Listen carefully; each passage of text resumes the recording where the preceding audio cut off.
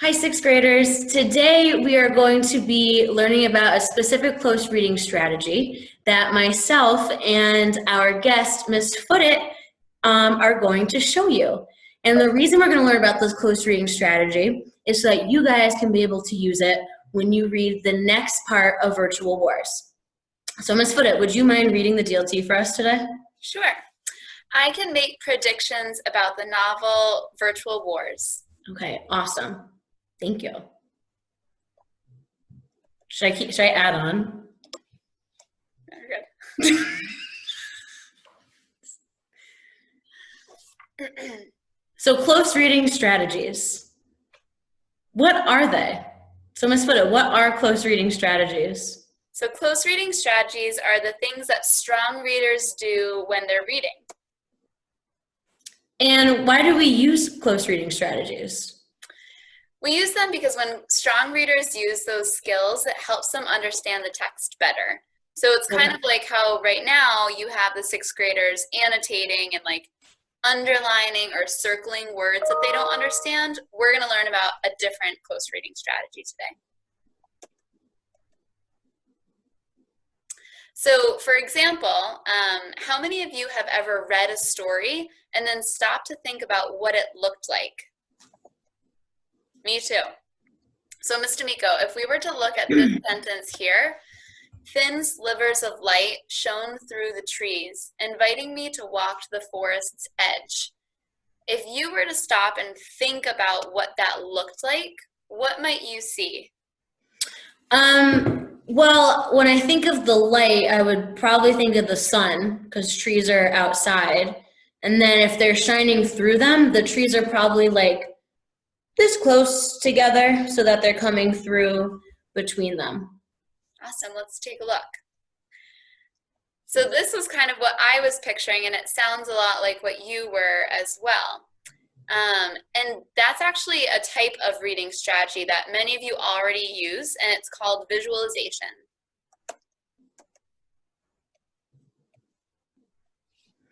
So today we are going to use a strategy to help us understand the text Virtual Wars called Predicting. Yeah, and so predicting is when you make a guess or a prediction about what will happen in the future based on evidence or something that has happened. And so you might hear people say a phrase like, I predict that, or my prediction is, or I am predicting. And a lot of times you might hear somebody say like, I'm wondering and I predict.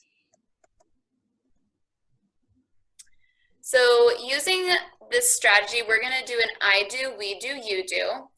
I'm going to model first, and then Ms. DAmico and I are going to do it. And then we actually have two students who are going to share what they predicted when they read Virtual Wars. And the materials we're going to need are our Virtual War text, which is on Unified Classroom, and a place to take notes. And Ms. DAmico, when we read, what are the two things that we're going to make predictions about?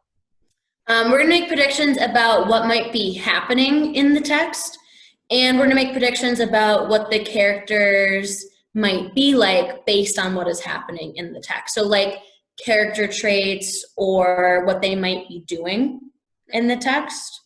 Because are students writing their own stories in your class right now? They are writing their own stories. Oh, so this is also something that they could be thinking about when they're writing. Like, how can I help a reader predict what might happen in my story? Or how can I help a reader predict what my character might be like or go through in my story? Totally, because that's what makes it really interesting. It makes you want to keep reading on. Yeah. So we're going to use predictions with text, but it's also really important to take a look at the cover of a book before you start reading so that you can start figuring out what might actually be happening. So Ms. DAmico, when I'm looking at this, I noticed that there are these planes up here that look like they might be used in fighting, like fighter jets. And I also see that these three people are wearing suits that look a little strange, like not normal clothes. Yeah, this like suits that maybe you would wear in like combat, Yeah, something like that. And do you notice yes, how they're also holding missiles? I do. I It's noticed interesting. that as well. And so I'm predicting using what I know about like the planes, the sky is red and it looks like, there might be a lot of stuff going on, and what he's wearing and these missiles. I'm predicting that there is some type of war that happens in this story, especially because the title says war. And then virtual, I know like virtual learning makes me think of computers. Hmm. And these numbers, it's like 110, 110. Those are numbers that are used in computers too. So I am predicting that these three characters are going to be used to fight in this virtual war. Yeah, those are good predictions. So I guess as we start reading, we can check our predictions to see if maybe they're right. Yeah. So, Yeah, so let's head to the book. We're going to be reading chapter 1 of Virtual Wars, which you guys already did, should have done, for your first assignment last week. And so we're going to go back and reread it so that we can make some predictions, so that when you guys do your assignment for this week, you can make predictions for the next part of Virtual Wars. so chapter 1, the sky was golden. I'm going to stop right away because when I read a book for the first time, I know that the beginning is very important. So the fact that it's just saying the sky was golden is making me think about what this place looks like. Skies are normally blue or gray if there's clouds, or black if it's night. So the fact that it's golden makes me wonder if maybe he's happy or if the sun is setting. So my prediction is I wonder if this means that he is happy or it is a great day or something. And just for students back at home, I did that by highlighting this and then going over here to my comments section and just inserting a new comment. So it's kind of like annotating, like taking notes on the side. Exactly. Cool. So this is a great thing for students to do back at home. Cool. Continuing. Corrigan could feel sand beneath his fingers. What were those trees called? He wondered. The tall ones that curved to the sky. Ridges circled their trunks all the way up, but there were no branches or leaves except right at the top where finger-like green blades stuck out.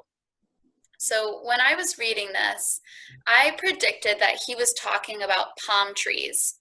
But why doesn't he know the name of them? He doesn't seem to know what's going on, and I wonder why. I predict that he is trained to know only certain things. But the first thing he does is ask a question, and that makes me think or predict that he is a curious person. What does it matter, he thought. Things don't need names.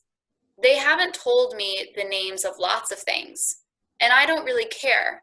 It's nice to lie here like this under the sky and the trees and not have to practice for a while. Okay, I had lots of questions about this. Like, for example, I wonder who they are. Like, they haven't told me the names of things. That makes me think that they have control over Corrigan, or maybe they're teaching him. And I bet they have something to do with the virtual war. I predict that they're making him practice and get ready for the war. And I also wonder why they're keeping information from him. Someone came toward him, a girl, striding across the sand. Her hair was more golden than the sky. As she walked, her long hair swung from side to side, swirling around her shoulders. A go-ball racket dangled from her right hand. She stopped right above him and looked down at him. Want to play? She asked. Sure.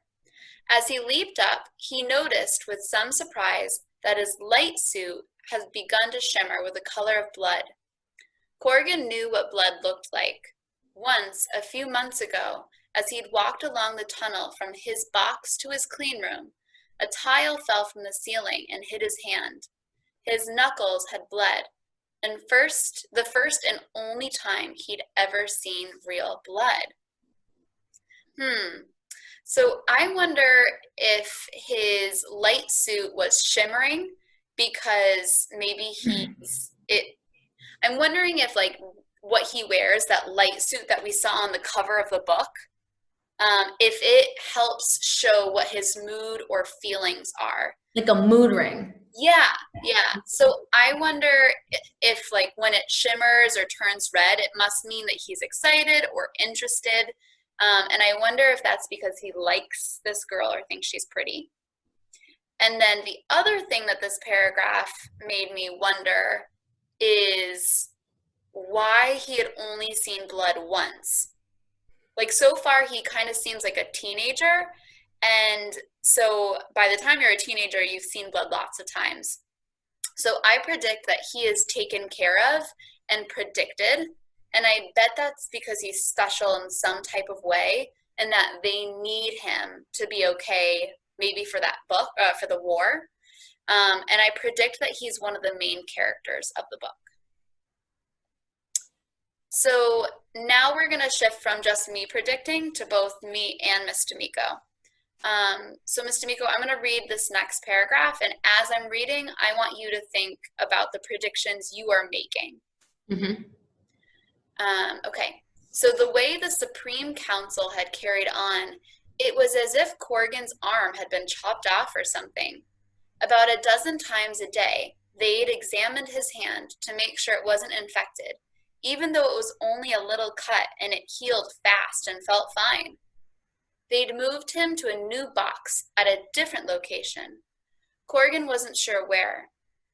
The tunnel connecting his new box to his new clean room was now made of polished steel, with no tiles that could fall off. And Corrigan's new clean room was so sterile, his nose twitched every time he used it. He was just now getting used to the antiseptic smell. So, Ms. DAmico, what predictions did you make? Well, I'm going to start with my wonders first and then build into a prediction.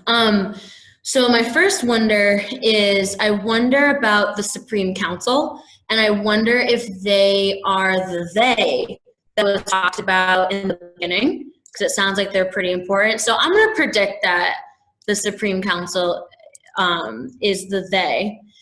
And it seems like it says they're examining his hand a dozen times a day. Who examines someone's hand a dozen times a day if that person isn't super important? So again, I think going off of that, it seems like Corrigan, yes, is pretty important to the Supreme Council. And they want to make sure it's not infected.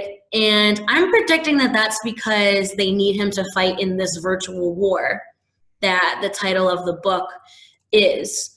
I'm also wondering about this new box. And box is capitalized, which is interesting. So I'm wondering if maybe the box is, where he used to live or something like that. And clean room is capitalized. These just seem like things that wouldn't be in like our human world. So I'm wondering if he is in a virtual world. So I'm going to predict that Corrigan, is in a virtual world, but maybe he's human, and this is, I don't know, new to him, something like that. Are you making that prediction that he's human based on the cover of the book? Oh, yes. So, based on the cover of the book from a while ago, but also based on the fact that if we go back to the beginning where it talks about he didn't know what palm trees were, you know what, now I don't know. I actually don't know. He also had blood. He also had blood, yeah. But why do you not know what palm trees are? I don't know. Maybe he's from the Midwest and they don't So have palm trees. this is the best part about predicting. We can make predictions, but now we're going to keep on reading to figure out what is right and what we need to Good fix. point, Miss Foote. Okay, moving on. Ms. DAmico, do you want to do the dialogue and I will read, I'll be like the narrator? Yeah, for sure. Who are you? Corrigan asked the girl as the go ball court materialized around them. It was a clay court. Corrigan liked that. Even though go ball courts were created entirely from electronic impulses, virtual clay felt different underfoot than, say, virtual concrete or virtual grass. So, Charla. Oh, you want to make a prediction? Yeah. So, this sentence here, Corrigan asked the girl as a go ball court materialized around them. Ms. DAmico, what do you know about the word materialized? Well, I think it means, like material, like a thing something's made out of. So I think it means it's being made right then and there. Kind of like when you watch like fantasy movies and like things just like happen to be made in front of the characters, which like wouldn't happen in real life. That's what I was thinking too. And so because we're thinking of materialized means it was just like popping up around them, I'm predicting that they are not in this normal, they're not in our world. They're in a different type of world. That's not happening in Springfield. No. So they must be in a virtual or different world. Okay. Moving on. Charla. She answered. That's my name. Do you want to lead off or should I? Go ahead. She served the ball so fast, Corrigan was caught off balance. He recovered and shot it back. But right from the start, his timing was off. Charla was good.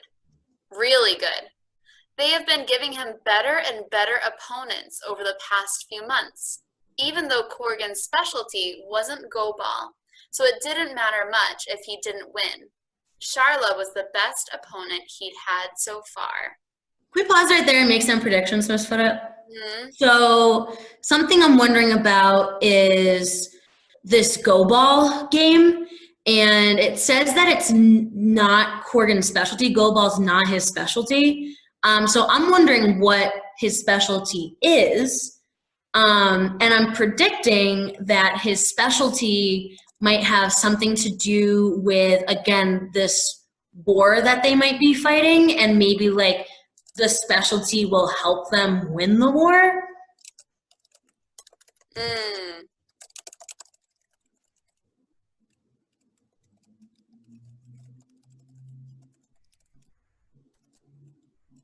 That's a really good prediction. So I, like, building off of that, I'm noticing that he has practice, like his opponents are getting better and better. And so this must be kind of like that practice that he was talking about earlier. All right, heading to the next part. She ran, covering the court in wide zigzag leaps. She whacked the ball harder than anyone he'd ever practiced with. She distracted him, not because she did anything against the rules. Corrigan fell off balance because he'd never before played against a girl his own age. Boys, men, women, robots, anything they could dream up to create an image of, no matter how unreal. But this was the first time he'd played against the virtual image of a girl who looked about... Can we stop there real quick? So I'm noticing that Corrigan is talking about how it says they could pretty much create an image of, and also they mentioned robots. So that's, again, another prediction I have going off the same one that we've been talking about, predicting how he is in a different world, of probably a virtual one. And it says that there's a virtual image of a girl. Mm-hmm. That's another reason why I'm predicting he's in a virtual world. Yeah, I like how you just tied it directly back to words in this paragraph. You said a virtual image, robots, and they could dream up anything. So I like how you went back to the text. Something that I'm thinking about is, but this was the first time he'd played against the virtual image of a girl. And he talks about how he's never played against a girl his own age. And so I know that kids hang out with lots of people. And so it's weird to me that he hasn't played against anybody that is the same age as him. So I predict that Corgan doesn't have friends in this world. And that maybe he is kept alone and only interacts with others for training. That's an interesting prediction. Yeah. So Ms. DAmico, I'm thinking, how about we just read the rest, and that might be something that people can practice doing their own prediction. Sounds good. Okay. How old are you? He asked. 14. She said. Same as you. Oh, I can't help myself. How does she know he's 14? Oh, that's a really good wonder. Oh, I wonder what predictions people might make at that. I don't know. Okay, sorry. Good you pointed it out. No, it's good you pointed it out. I actually missed that too. This is the first time I've read this so many times that I just caught that. I wonder why she knows how old he is. God, reading is so interesting. Wondering how she knew that. He's wondering it too. He reached out to snare a wild shot and ended up smashing the ball into the net. Since the net was shaped from this, intersecting beams of laser light, it sparked when the ball hit it. Brilliant reds and blues and greens arced and burst like tiny flowering comets that fell to the court, where they sparked again. Point, she called. Corgan stalled. I don't know why they bother with all those flashing lights and everything when a ball hits the net. He mentioned. It's kind of a waste of laser energy. Do you hit the net often, Corgan? She asked. The idea is to hit the ball over the net. And she laughed. All right. Well, I'm super excited to hear what predictions our two students made when they read this. All right. So Yasmine, when she read this, these pages, she pulled this quote out. She distracted him, not because she did anything against the rules. Corgan felt off balance because he'd never played against a girl his own age. Boys, men, women, robots, anything they could dream up to create an image of no matter how unreal. But this was the first time he'd played against the virtual image of a girl who looked about. So it sounds like Yasmine made a prediction about something we did already, but let's see what she wrote. She said, I predict that they have set Charla to meet Corgan so that they can control her to help him interact with someone else. So it sounds like Yasmine is predicting that this Charla is going to interact with Corgan for some important reason. That's a pretty deep prediction that Yasmine's making. Yeah. She's above and beyond with that prediction. Definitely. Let's take a look at what RC said. So RC, when she read this, picked the quote, "Who are you?" Corgan asked the girl as the go ball court materialized around them. And RC's prediction was, I think that was in an area where he barely knows what is happening, or doesn't know that many people, which is leading him to be confused about what is happening. And so I know RC took the fact Corgan said, "Who are you?" right, questioning who Charlotte is as to why her prediction is he doesn't know anything that's going on around him. And RC also had a prediction that the girl, Charla, will become Corgan's aide or guide to understand the world around him. Now, Ms. Foote, what's interesting about RC's prediction and Yasmine's prediction is that they both think Charla is important to Corgan, but for different reasons. Yeah. RC thinks that Charla's going to help him. But Yasmin thinks that they, or the Supreme Council, have maybe sent Charla to like manipulate Corgan in some type of way. There's only one way to find out, Ms. Foote. We gotta keep reading. We gotta keep reading, which is what we're gonna keep doing after you finish watching this video. Right? So, Ms. Foote, do you wanna finish this, or are we? So I think it's just important for people as they're continuing to read to keep predicting in mind and to think what is something that they remember when using this strategy, and then what is one prediction, actually, Ms. DAmico, what is one prediction you can make about the book or the character Corgan? Okay, so one prediction I want to make about the book is that I predict that Corgan is very important to the they about fighting in this virtual war, just based on what we've read so far. Yeah, I agree. And Ms. Foote, what's one thing that you want to remember when you use prediction? I want to remember that it's okay to maybe make the wrong prediction. Like, it's okay to stop and think about what's happening. But then I always want to go back and I want to maybe check my predictions to see what was right or what I've learned now. Good point. Well, thank you guys very much for having me during this video. Thank you so much for helping teach us all about predictions, Ms. Foote.